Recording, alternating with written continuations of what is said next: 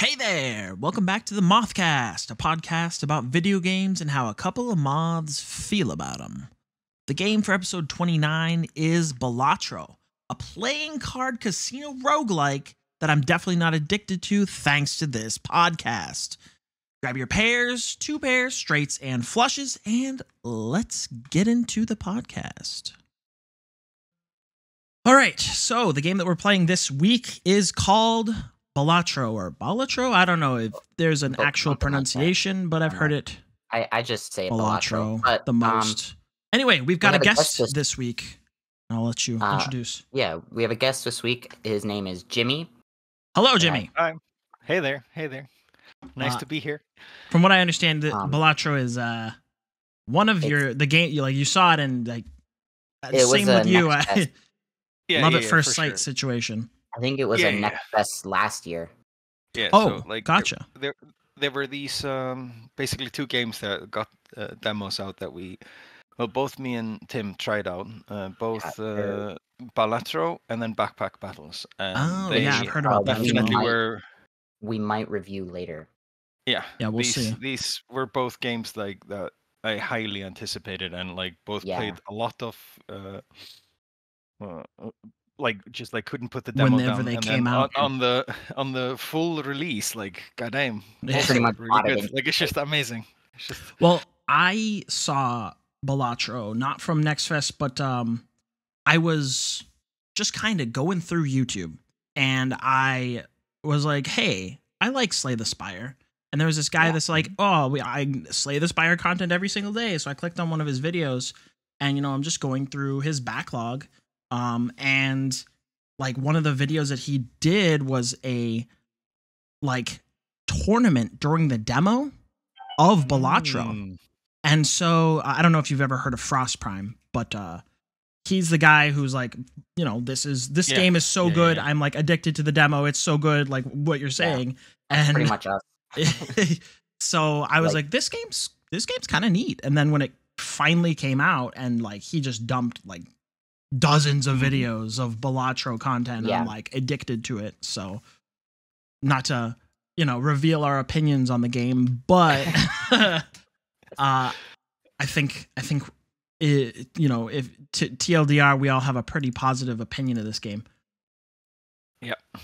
I will say before we even can go forward, this is a roguelike, and we've never really talked about roguelikes before. Don't think so. No, we haven't really had one on here. Bear that in mind. We did not quote unquote finish this game because it's extremely it's going to take. There is no end really. Well, I mean, you can unlock everything really. That's but the best approximation. You can beat a couple runs in certain difficulties, but that's not really beating the game. That's just unlocking more stuff. Yeah, exactly. That's just you did good for now. Continue. I mean, I would I played quite a few Isaac. I have got over 1,000 hours in. I've got all these other roguelikes that I've played, and I guess I would say that I was finished when I didn't want to really play it anymore, or I unlocked everything. That's when I would consider the game done to me. Now, so that I just wanted to say that we have not done this. I mean, maybe no. Tim or Jimmy has before this, but not even in the demo we had unlocked everything. We haven't done that. So we're just going to have to give our review based on that. And, maybe we'll update it later on for an end of the year thing or something like that. But yeah, so, like I said before, there's not a lot to talk about this, but the graphics and or music is, a very key part of a lot of video games. They are. This game is poker, basically. I mean, poker hands, not really poker, but it's sort of. I don't know. The graphics they're really simple, but they're very effective. I like the fact that it looks like you're looking at an old CRTV TV. Oh yeah, of course. The ones with the glass. Well, that's the first thing that I noticed whenever I was watching content was the glitch. Every once in a while is it's there. I don't I don't know how to it's there. It's just it's strange, and you think you're did I see that? but you did, obviously. And then like the screen shake whenever things are happening, and like you said, the sound design in this game, the cards sound like real cards. You know, and like whenever there's like whooshing sounds whenever things go in and out, like shuffling of decks, and like really, really nice.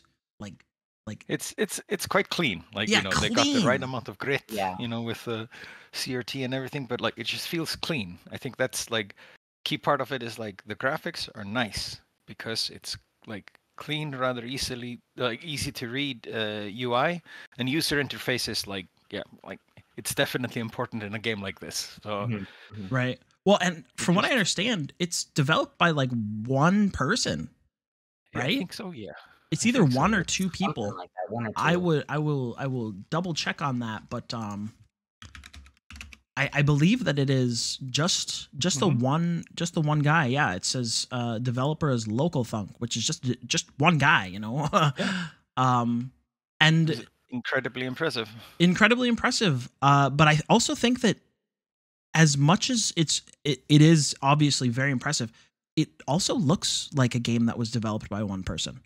And I don't mean this as an insult. Yeah. I really don't. No. It's like very simple and like streamlined, you know, very easy to make. I think the best thing I can say is I say minimalist. this, but I'm also not a game maker. Well, no, I mean it's minimalist, but like even every little bit of the screen is used for something, right? Yeah. And like for sure. everything has its little polish, like, you know, you're on the left side, the numbers are always like moving in some way, or, you know, the words are always doing something, even if it's just this like really subtle like grow and shrink. It makes it look they got more the squash and stretch and everything. Like, yeah, it's just, of course. It's got nice pop. Things are not You can move dull. the blind tokens around. Right. Yeah. Like And if you go ahead. No, you go ahead. Oh, I was just gonna say that I took an animation class at the beginning or the end of last year, and the number one thing, well, I guess it wasn't technically an animation class, but anyway, the guy that was teaching it was an animator, and the number one thing that he said that makes animations like really pop is that like give and take that makes it look real, you know. So like like whenever you are making something move to the right, think about the way it works like in like physics wise, where it's not going to like go and just like hard stop. It's going to like go and then like kind of slow down and then stop. Or if it does stop hard, it needs to have like a whiplash type of effect. And like it's so satisfying to have that in this type of a game. Showing on things like cards, like you wouldn't even think about it, but it's you know, graphics wise, it's so satisfying. Like I don't really, there's not really a way to describe it other than like really, really satisfying to play this game. Yeah, it is. Like for sure, both like, you know, it basically has a lot of things to tickle your brain. You got the visual side, you got the extremely chill soundtrack, you got numbers go boom, number go up, brain go, yeah, you know. So it's definitely designed to just please like a lot of things, like your brain, your eyes, your ears, everything. It's just amazing. I really love it. Sit there for hours playing, which happens. Now, one thing I actually looked up, which I don't know if you'll find interesting, but I did. The creator, he actually posted on Reddit in like a game developer like subreddit about his game while he was making it, and one of the things was this game didn't start out how it was at all. It started out as just the two multipliers on the left. He was building an engine in order to make number go big. Yeah. Isn't that crazy?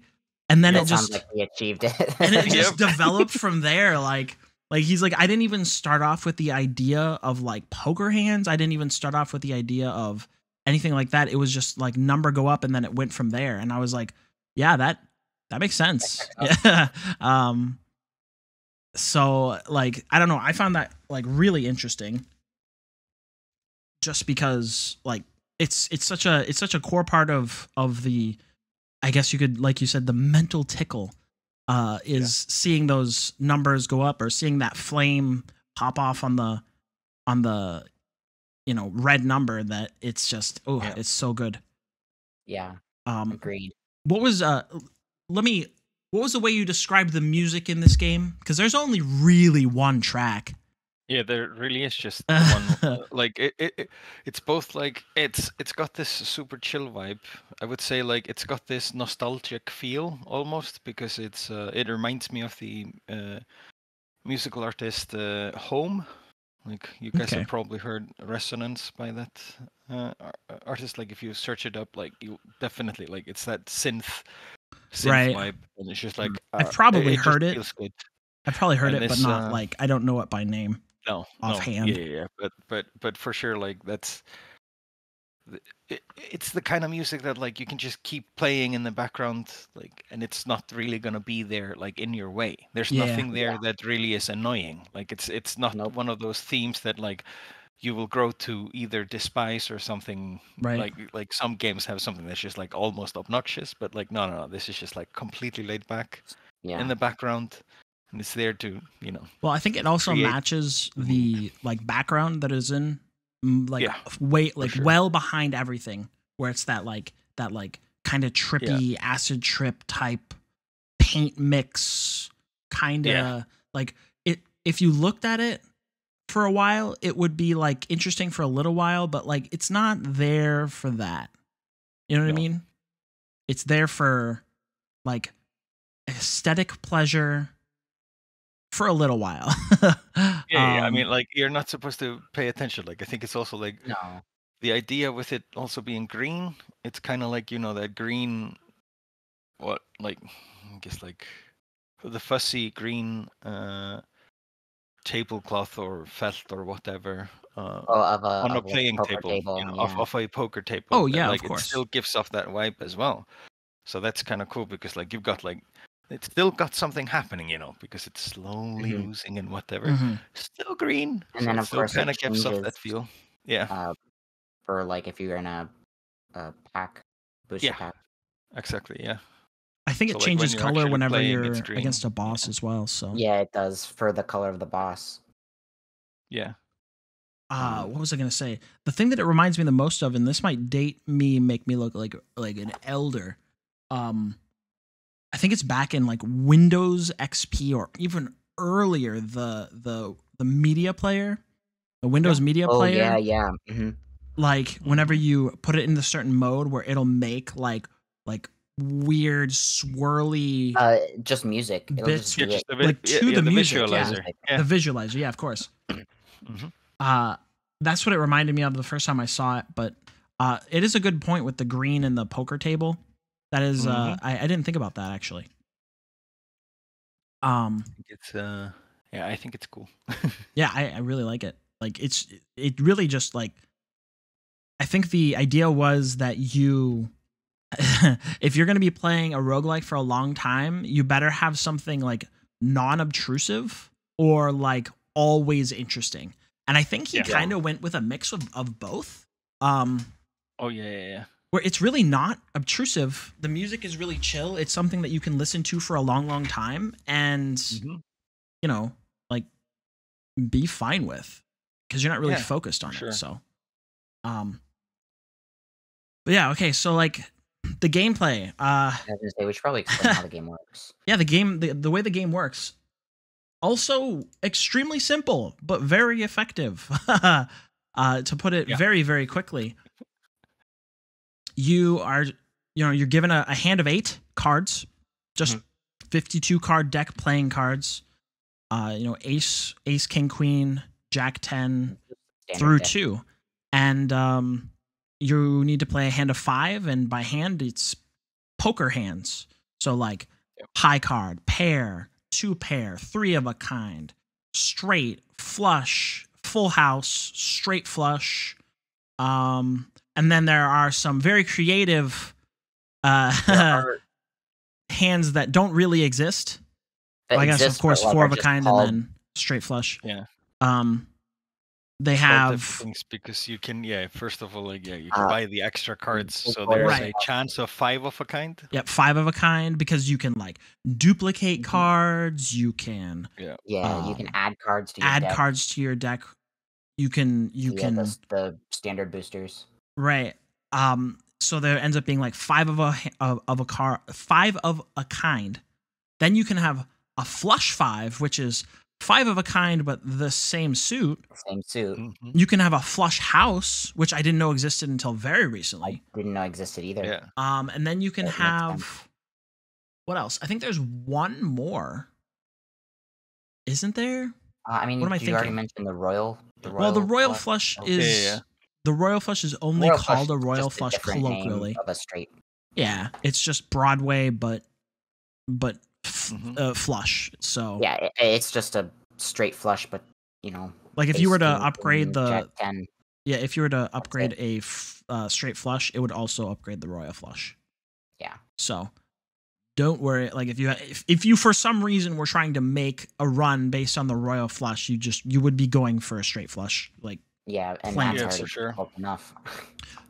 So like you'd be going for straights and then slow and steadily build your way up for straight flushes and such. Like it's definitely a process to weed out cards or try to get them into the same suit. So you can't really just go in just like, I'm gonna go for royal flush. It's like, okay, sure, but maybe not from the get-go. As a roguelike, it's not really a game where you can you choose what you want to do at the beginning. You kind of base the run around what you get because it's random. Right, because it is a roguelike, of course. All right, anyway, so you're playing these hands, and whenever you play a hand, every card has a value of chips that it gives you. That they're called chips. So like face cards are all 10, aces are 11, and then each number card is the number that corresponds to that card. So like twos are 2. Yeah, so I said aces are 11. Yep. And so you get the number of chips, and then there's a multiplier based on what hand that you played. So if you play, let's say, a full house, I believe that base multiplier is you get 40 chips up front, plus the chips that you get from the hand, the cards that you played in the hand, depending on, what pair of 2 and, 3 of a kind that you play. It is 40 and then times 4. So then it just it multiplies up into this amount. And the way you beat the, I guess the round that you're in is you need to reach a specific number of chips that is decided in, the number of hands that you have available. Sometimes I think the base is 3 hands and 3 discards. I believe so. I believe so. Even though you can't really use a deck that doesn't have a +1 discard or +1 hand. Well, no, and there are some bosses do give you like an extra round because I think at the beginning it's like +1 discard, and the next one's +1 hand, and then the next one is money. So the money one doesn't have either. So the money one starts 3 and 3. That's what I'm saying, is like that baseline number. And so what do I mean by discards? Well, discards is, if you get your hand of 8, what if you don't like any of the cards in it, or you like some of the cards but not others? Well, discard them, and then you draw that many more cards up till 8. Up to 5. Up to 5. Obviously, like if you discard 4, you'll get 4 back. If you discard 1, you'll get 1. Et cetera, et cetera. Like how I think there's a like normal poker.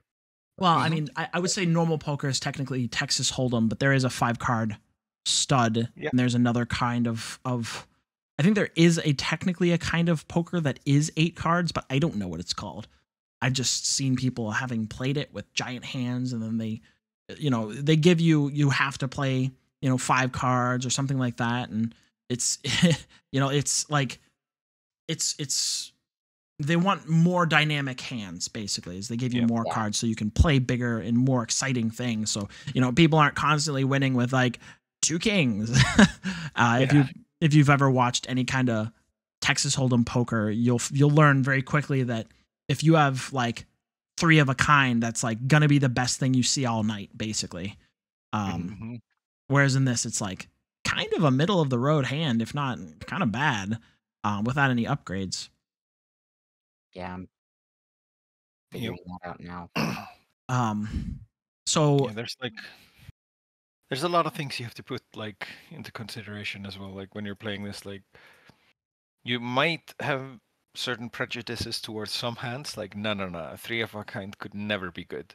But then you have to realize there's all these different jokers. Like of course, jokers that power up hands that are played with only 3 cards, and because you can play, so like you don't always have to play 5. Right, you can play as few as you want. 1, 2, 3, 4, or 5 cards, and sometimes you just want to go with fewer ones because you can already build quite a few hands out of what you got. Like if you're going for 3 of a kind and you've got 2 3 of a kinds in your hand, just you can take it easy.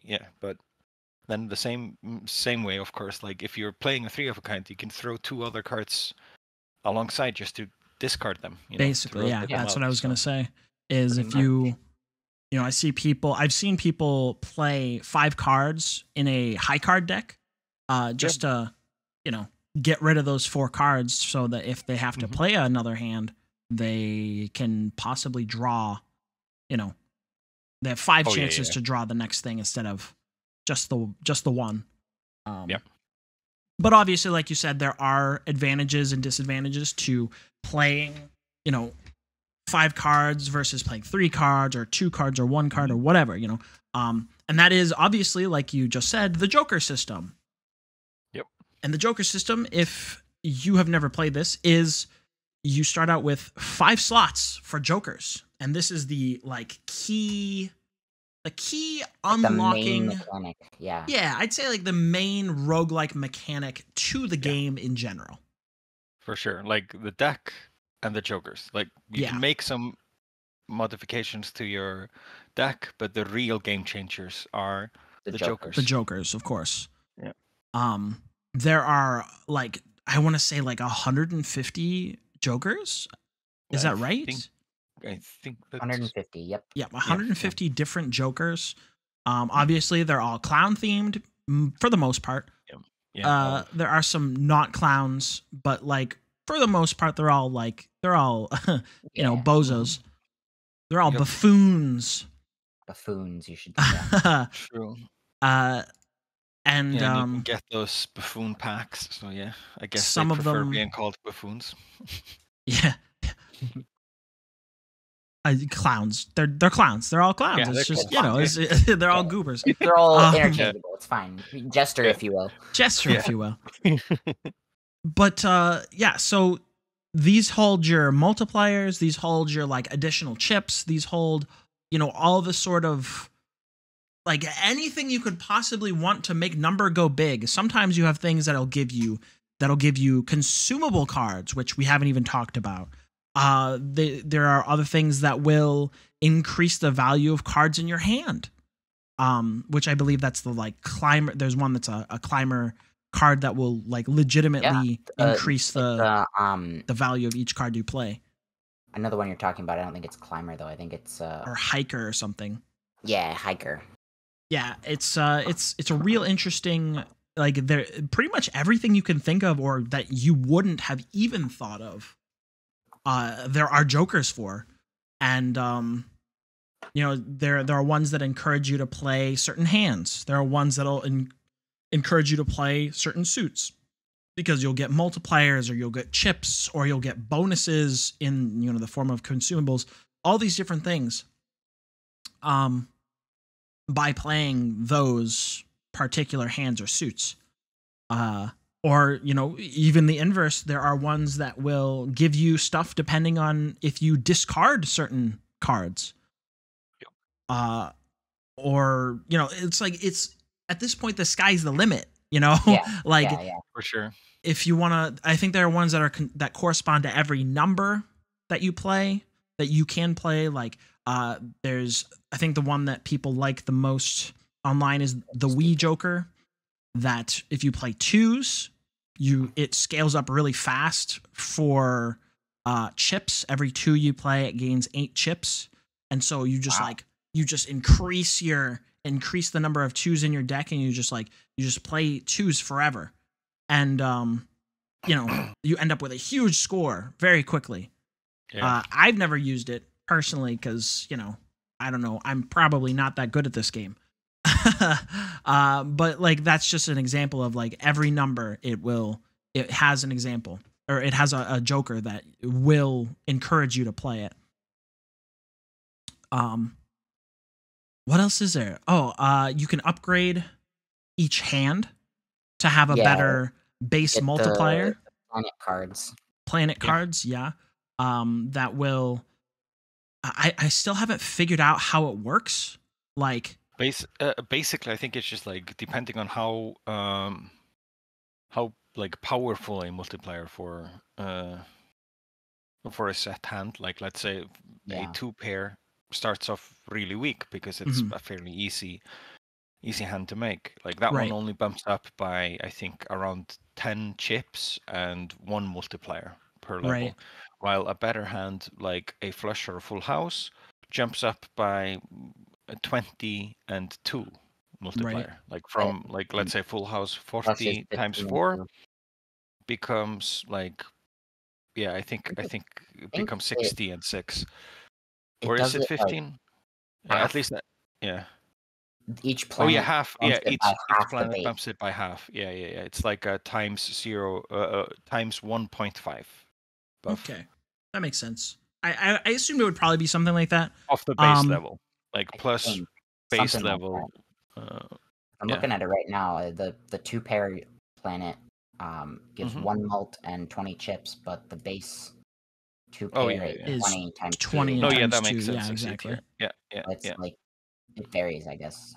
The other thing is that if you are carrying, I've read this somewhere, and I don't know how it works, but there is a way that you can like guide the game into giving you more planets, where you're like carrying a planet in your consumable area that it is not the one that you want. I don't know how true that is. Somebody said that, and I was like, that doesn't make sense. But there is a way that you can, like, if you have something, like you can guarantee things with other cards. The telescope voucher. Yeah, but the thing is your highest played hand. If you're like, let's say you're going for full house, right? If you're carrying around a full house planet, which I believe is Earth, it won't show up anywhere else. Like in any of the packs of cards that you can buy in the shop. By the way, there's a shop between every hand, or between every round. Oh, you don't skip a blind. Assuming you don't skip a blind. But who would do that, right? Definitely not me. I would never. Skipping blinds can be really good. Me personally, though, nah. Like, I rarely skip blinds. I like raking in cash, basically. I try to work on making interest go boom, and then I can just buy cards. Like, the bonuses that the skipping of blinds would give me might be way worse than just rolling. Now, especially like, for instance, like you mentioned, the telescope.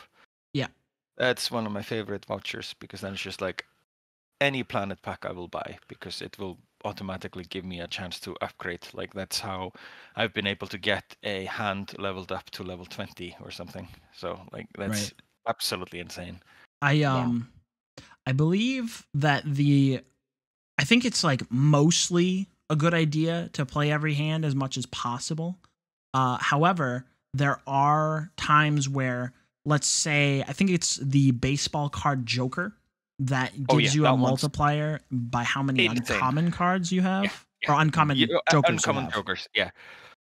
That one you want to run aside with 4 uncommons, or 5 if you get if you have the extra spot. Well, and that's what I'm saying is, like, sometimes you have if you have a blind skip bonus, that is the next joker will be an uncommon, you know? Yeah. And so it's like, oh, well, I have the baseball card and I have, 3 commons and 1 uncommon. I need to get more uncommons, so I'm gonna skip this blind.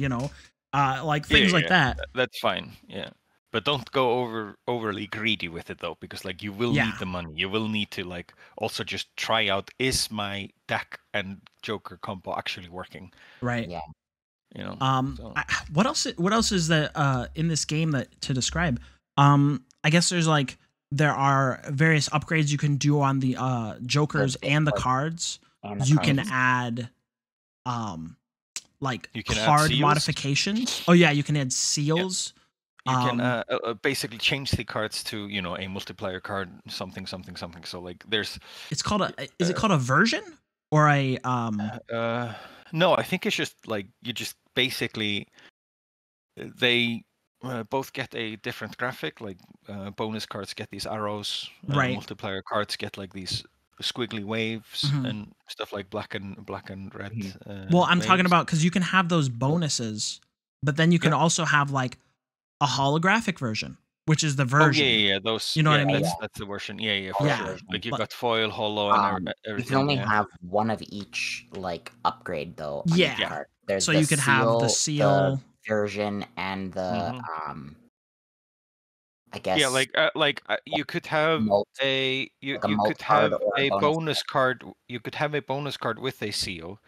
However, you could only have the one seal. Like you can't give it another seal. You can't like keep dropping a bunch of seals on there. Unfortunately, you can't make a bonus card into a bonus card. Like there's no way to do that. I mean, it also it'd be cool if you could try to make a bonus card true. into a mult. Like you can't stack of the same kind of upgrade. Like you can't make a mult card. You can't make one card a bonus card and a mult card. Right. Yeah. There's like one would override it. There's like 3 slots. I think seals and card type work together, but then you can't make a bonus card a multi card. Yeah. Yep. You can also do something similar to Jokers, which I've seen pictures. You can add some kind of seal-like bonus to them, but I think those are only at higher stakes or higher difficulties. Yeah. I have not gotten there yet. However, the polychrome, holographic, foil versions are definitely real on the Jokers as well. Sometimes those make or break a run, honestly. Also, I guess it's worth mentioning the negatives as well. You can get negatives for Jokers. The negatives for Jokers are amazing because that basically gives you an extra Joker slot, which is exactly. Absolutely bonkers. It's funny because the way that it's coded, in my mind, if I were making a game like this, I would make it so that it just doesn't take a Joker slot. But for some reason, this dev decided to make it so that it adds a Joker slot while you have a negative. So, but the reason why he does that obviously is because there are cards that will scale by the number of Jokers you have. And it depends on how you get the negative too. Because there's a spectral card that makes one of your cards one of your Jokers that you have already negative. Right. Or you buy a negative card, negative Joker in the shop. And the spectral card that does that does change one of the Jokers into a negative is usually it's a random one, which means like it is a gamble. Maybe you have a shit Joker that you still need because like you need it for now, but you don't want to replace it. But you might get unlucky, and the one you were thinking of selling, like later on, maybe let's say a couple antis in, that becomes the like negative. You're like, oh well, you still gotta keep it because I mean, I guess it's still it's free Joker. Basically free. It's just sad that it wasn't one of the mainstay ones. Like, let's say you've got 2 Jokers, you're definitely gonna try to make the build all about. And then you've got 2 other ones or 3 that you're gonna rotate out, possibly. And then of course, that's the extra little gambling part of the game of like, okay, let's see, am I gonna sell the other Jokers now and get the guaranteed the on one of my main Jokers, or am I just gonna take the gamble? And sometimes you just have to take the gamble. Honestly, like even if you're like gambling, making a negative is like almost always a win-win. Yeah, for sure. Just because you're getting another slot. Like, you can add another, like, really good Joker potentially to increase things, like, even crazier. One thing we haven't even talked about, I think I mentioned it earlier, was tarot cards. Yeah. These are like your primary consumable in this game. Well, one of them. For me personally, I think it's the planet ones, but no, they are definitely huge as well. How many? Let's see. How many tarot cards? I mean, aren't there like close to 20 or something? Well, according to the 15? Google machine, there is. Okay, so I think it's 22 in the major arcana, and then there are 56 additional in the minor arcana, which I don't think are in this game, but I believe 22 is right. No, there's 22. Yeah, 22. Which is the deck that everybody thinks of when they think of tarot cards, which is, the Fool. Let's see. Let's open this picture up of all of the tarot cards. The Fool, the Magician, the High Priestess, the Empress, the Emperor, Hierophant, the Lovers, the Chariot, Strength, Hermit, Wheel of Fortune, Justice, Hangman, Death, Temperance, Devil, Tower, Star, Moon, Sun, Judgment, and World. Hermit and Fool are insane. I will not describe any one of those. You're going to have to play the game in order to understand what they all mean. It's too long to go into right now. We also maybe want to keep it like slightly like a bit spoiler free, since it is a roguelike, and part of roguelikes being amazing is the discovery of, this Joker does this. Yeah, of course. This tarot card does this. So there are some that are much stronger than others. I will say my personal favorite is the Devil. It's really good. The gold cards. Oh wait, not the Devil. Is really good. What am I thinking? The Death card, not the Devil. Death. Oh yeah, the Death is just like straight up really good, because it does a good thing. So you can get those via the shop, or there are certain Jokers that produce them. And also there's packs. So there's always 2 packs to choose from, except if you get like, I think there is a Joker that or an upgrade that allows for up to 3. At least there's 3 cards possible, like in the reroll area. But maybe there's more packs. I don't know. But at least there's always at least 2 packs that you can choose from, and they can be either Celestial for planets to upgrade your hands. They can be Tarot to get tarot cards that do all kinds of fun things to modify your cards or something. And they can also be Spectral. That I guess we could talk about the really spectral weird cards. Yeah, let's go into those next, because they're really weird, because most of the time it's like a give and take. Oh yeah, because it's high risk, high reward. Yes, for sure. Well, okay, but actually, then you also have the not Buffoon pack, always. which is just a Joker pack. So those are the 4 packs at least, right? Standard pack. Yeah, and standard pack. standard packs that are straight up just like you get a playing card. Maybe you get an upgraded one, or maybe you just get a straight up, 3 of clubs, 4 of hearts, and an ace or something. Yeah. Just like bog standard cards, but might work for you. You're just building up a big deck. You want more aces, sure. Like standard cards in the deck is fine, but it's really nice adding in, multiplayer cards, or even glass card with some other things. Like you can get some crazy things in the standard packs. Yeah, I mean, I will say that the packs, they all are worth their value pretty much no matter what. Yeah, usually. And especially like if you get, like I was talking about, there are vouchers as well. Sometimes even the cheapest one is maybe just the one that is the most valuable, just because there are vouchers that make you get guaranteed stuff, So like the telescope like, you were talking about guarantees the one you want. So which means the best pack is the basic Celestial pack, because it costs the least. $4. Yeah, of course. Yep. So it's just amazing. Oh man, we haven't even talked about money. Oh, okay, we've talked about money, but not actually talked about money. Let's go into the spectral cards first. Then. Okay, so spectral cards. Quite a few things to dip into. There's like a pretty decent list of these. It's like Familiar, Grim, Incantation, Talisman, Aura, Wraith, Sigil, Ouija, Ectoplasm, Immolate, Ankh, Deja Vu, Hex, Trance, Medium, Cryptid, Soul, and Black Hole. I think all of these, except the Black Hole, can be found in the Spectral pack. Because also black hole you can find in both.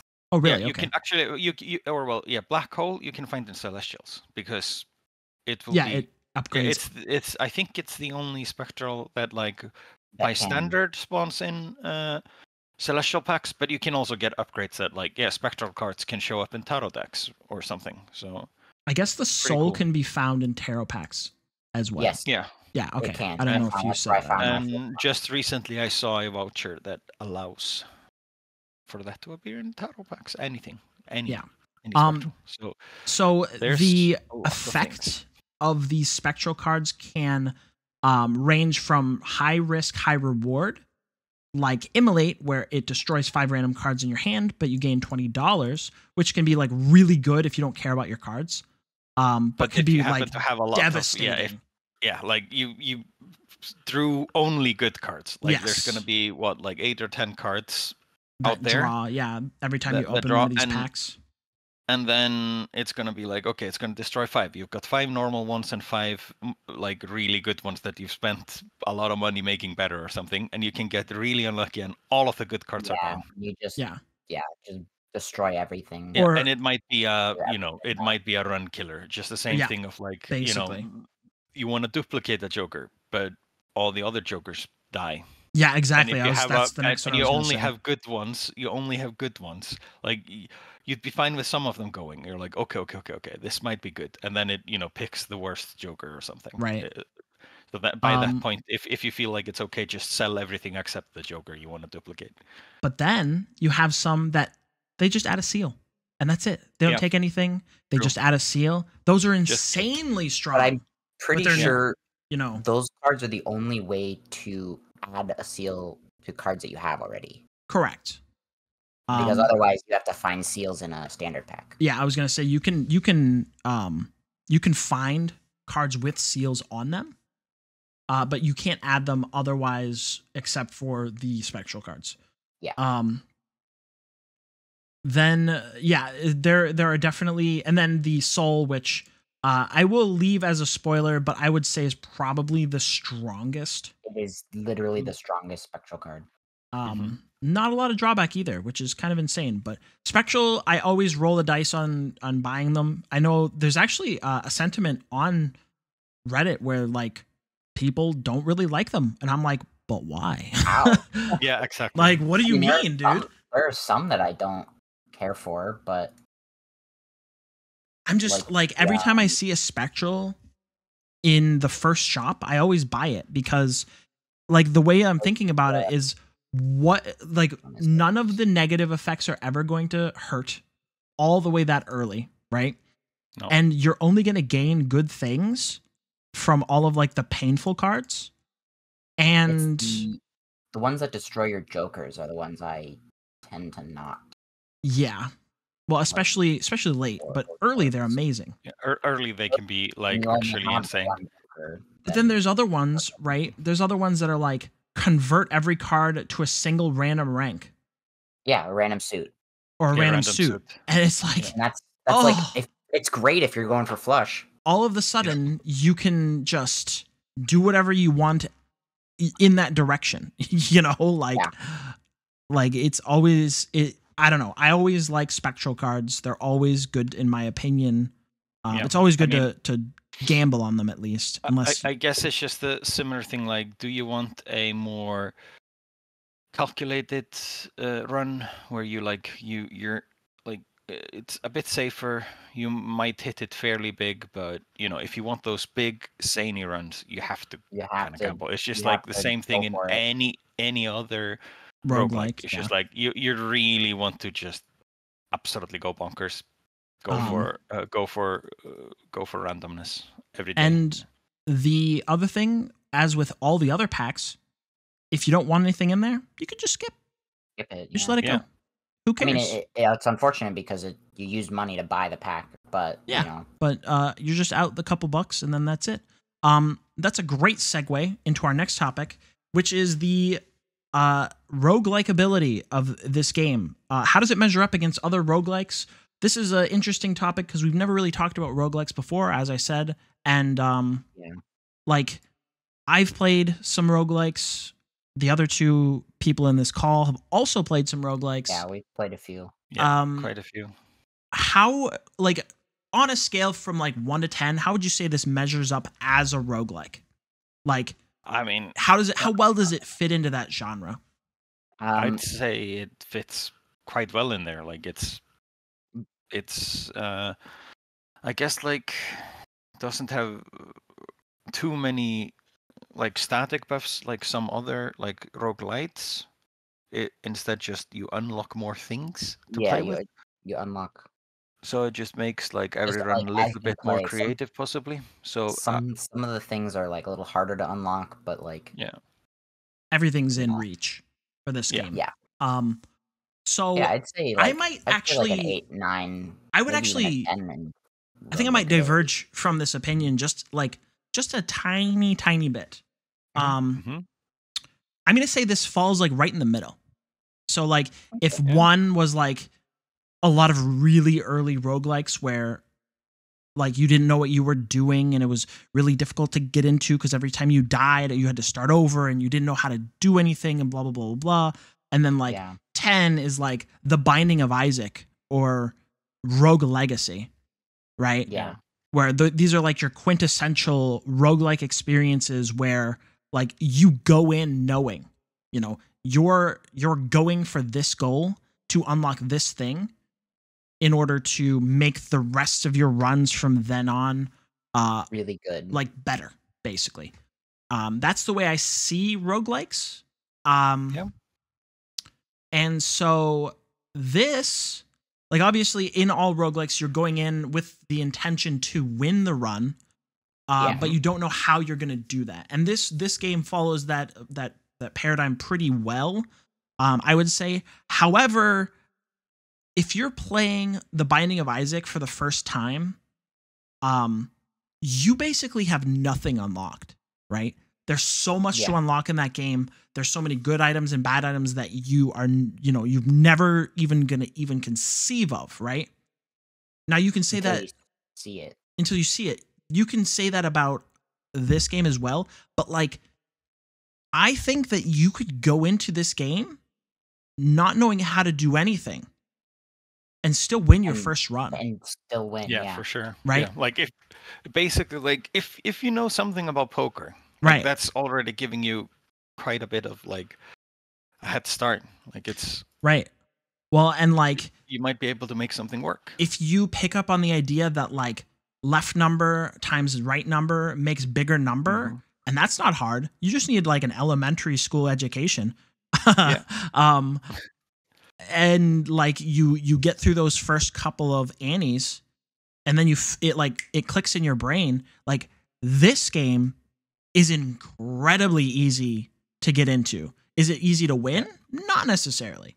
Well, like it depends what your goals are. Are you gonna try to go far in the like endless mode, or are you gonna are you only going for basic wins, or are you gonna try to go through everything? There are different like once you beat like there's multiple decks.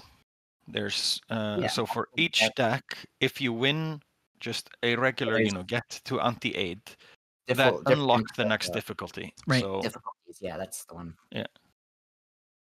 But cool. I guess the point that I'm trying to make is that like for a lot of the base game, like you don't really need any of this extra unlock stuff.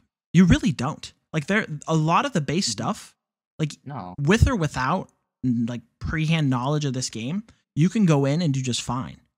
Right? Yeah. Whereas like Jimmy, you gotta buy the hologram. A lot of the other games, like I guess the one that I'm thinking of is actually Rogue Legacy, where obviously if you're a veteran at the game, you can go in like moment one, beat every boss at the base stat level, doesn't matter, rush the game. But like if you're just starting on that game, you've never played it before, like those stats mean something. They matter a lot. Yeah. You have to die several times just to even approach a boss. Find them, get through all the mobs, get through all the trick rooms. Like you can't even hardly approach winning a run in that game without like copious amounts of stats. You know what I mean? Like that's really what I think makes a roguelike like a roguelike, in my opinion, is like this huge time sink of like you mean also dying over and over. Kind of like just but like then like that's I wall. guess the whole thing of like roguelike and roguelite. Yeah, I suppose. Because having this passive upgrade thing that like after you play the game for 15 hours and suddenly like your passive upgrades like rogue legacy, you're suddenly way stronger. Like when you entered in, like you're actually a strong dude ready to go, and you actually get to like boss number 2 or something finally. And then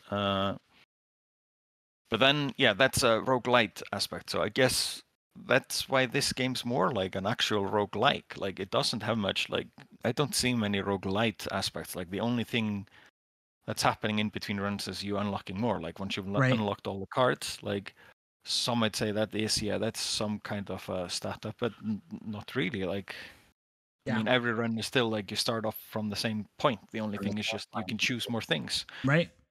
So that's at least, I agree. A thumbs up on the roguelike ability, and not much like there's not much roguelite aspects to it. I didn't really know there was a difference between roguelike and rogue. Oh, there is. That's at least currently now. Like I would say that is the main difference. That it's a roguelite when it has some out of run progression. So I guess that's. But I would say that to that end, I think that the runs at 100 hours in versus 1 hour in are still going to feel like the same amount of good because of that. Yeah.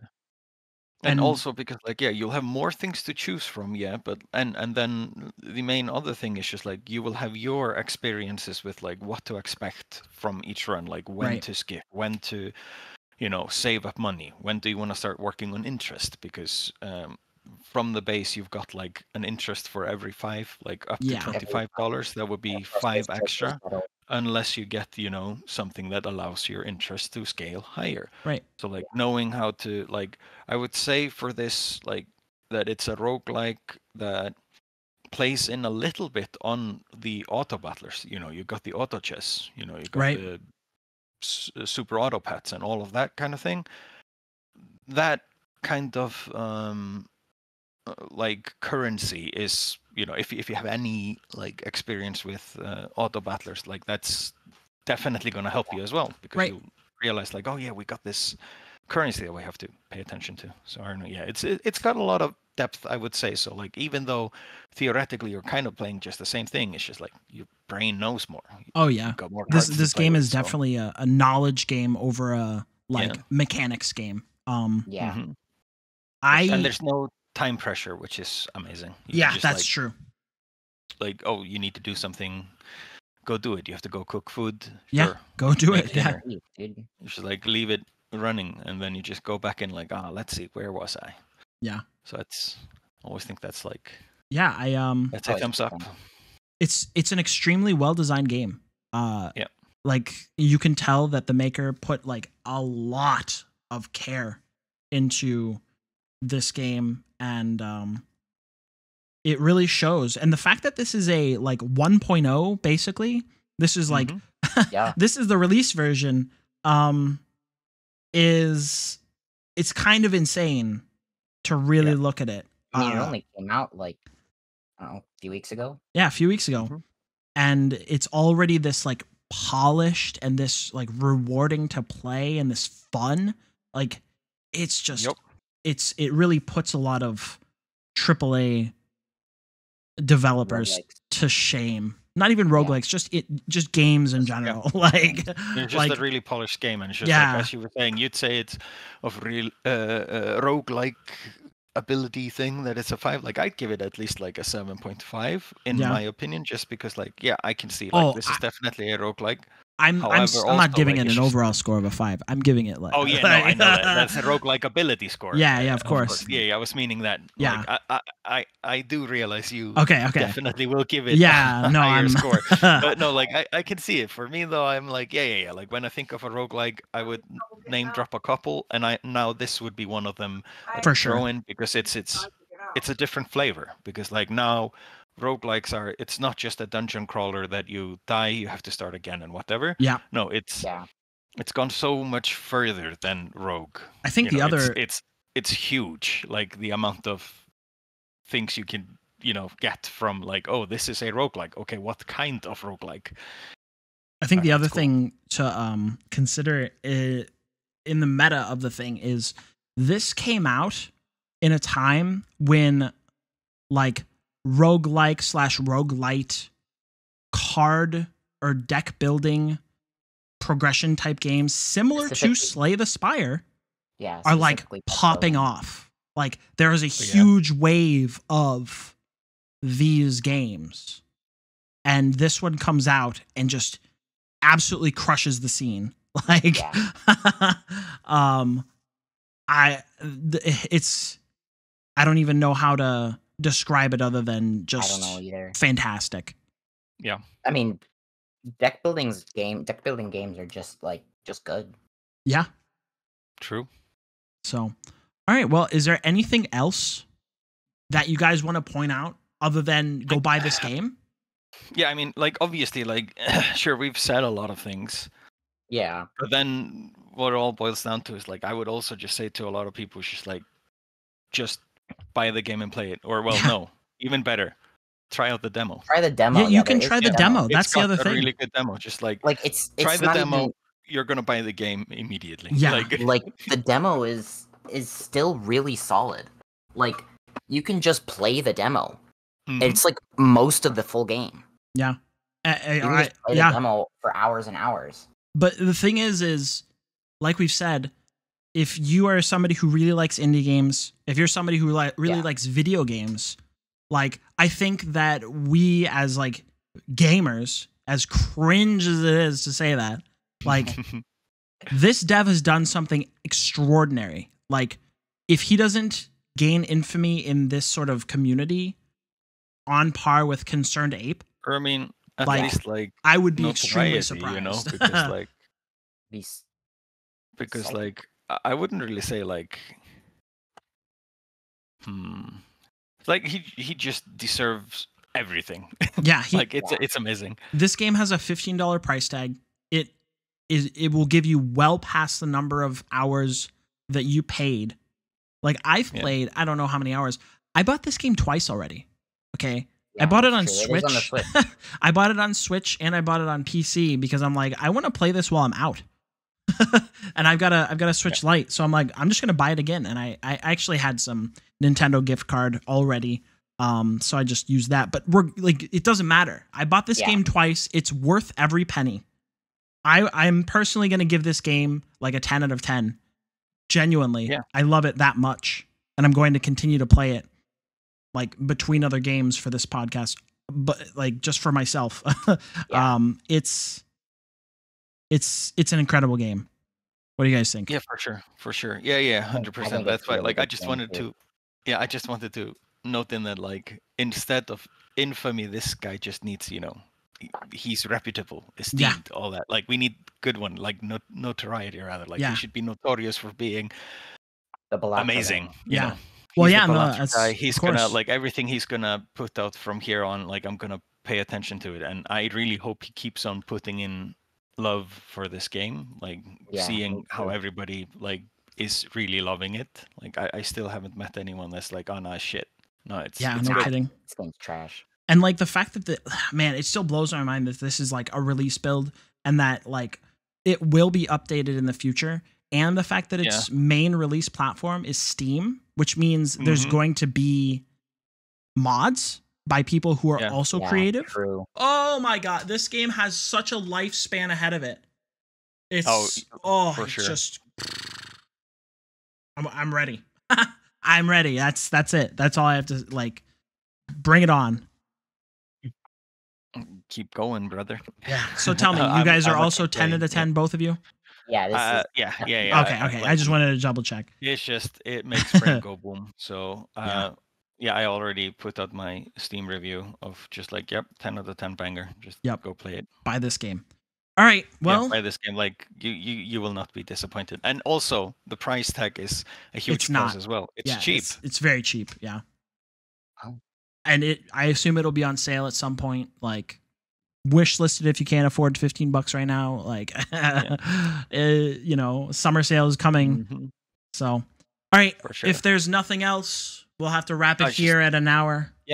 Yeah. Just like endless love for the game and the developers. Just like, it's amazing. Yeah, I agree. Yeah. Tim, you got anything else to add? Nope, I got it and nothing else. That's it. That is all there is. Yep. Well, thank you for joining us, Jimmy. Yeah, well, thanks for having me. Yeah, absolutely. I'll just continue playing some Balatro now. Yeah, exactly. We'll go play more, and if there's, you know, in the future, we'll find a game that if you like it and you want to review it with us. Yeah, you know, we'll let you know. So, yeah, all right. I'd be happy to join. So, thank you for listening. Me. Thank you for playing the video game. Until next week, everybody. Goodbye. Bye-bye. Bye-bye. Hey, thanks for listening. We forgot to mention that next week's game is called Bucket Night, a retro-style platform shooter. So, see you next week. Goodbye.